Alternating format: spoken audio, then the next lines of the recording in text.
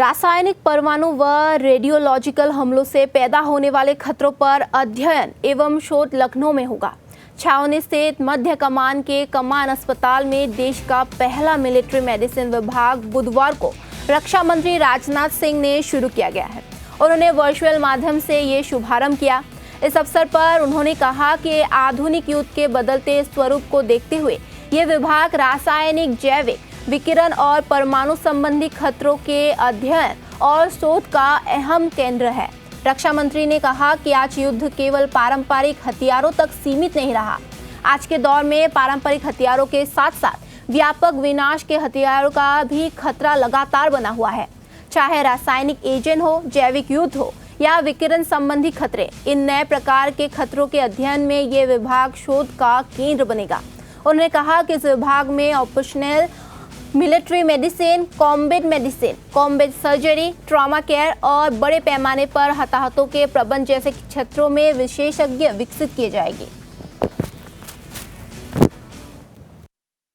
आज का दिन हमारी आर्म्ड फोर्सेस की मेडिकल सर्विसेज के इतिहास में एक स्वर्णिम अध्याय जोड़ने जा रहा है। कमांड हॉस्पिटल लखनऊ में डेडिकेटेड रूप से एक डिपार्टमेंट ऑफ मिलिट्री मेडिसिन की स्थापना हो रही है। मुझे बताया गया कि देश में इस प्रकार का यह पहला डिपार्टमेंट स्थापित हो रहा है, जो कि अपने आप में हम सब के लिए एक हर्ष का विषय है। यह हमारे जवानों के प्रति हमारी कमिटमेंट का और उनकी हेल्थ सिक्योरिटी के प्रति हमारे दूरदर्शी दृष्टिकोण का भी यह प्रतीक है। साथियों, यह डिपार्टमेंट लखनऊ की पहचान में एक और नया डायमेंशन जोड़ने जा रहा है। लखनऊ से जनप्रतिनिधि होने के नाते जब भी इस तरह की डेवलपमेंटल चीजें होती हैं तो मुझे खुद भी बेहद खुशी होती है। वैसे भी लखनऊ के डेवलपमेंट की चर्चा आज सर्वत्र हो रही है। सिर्फ विकास के मानकों पर ही नहीं, बल्कि सैन्य मानकों पर भी लखनऊ नए आयाम गढ़ रहा है। साथियों, लखनऊ ऐतिहासिक रूप से हमारी सैन्य परंपराओं का साक्षी रहा है।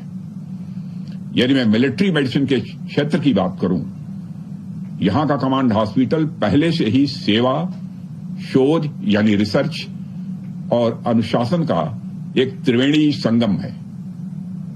यहां के चिकित्सकों ने ऑपरेशन विजय और कारगिल युद्ध के दौरान अदम्य साहस का परिचय दिया है।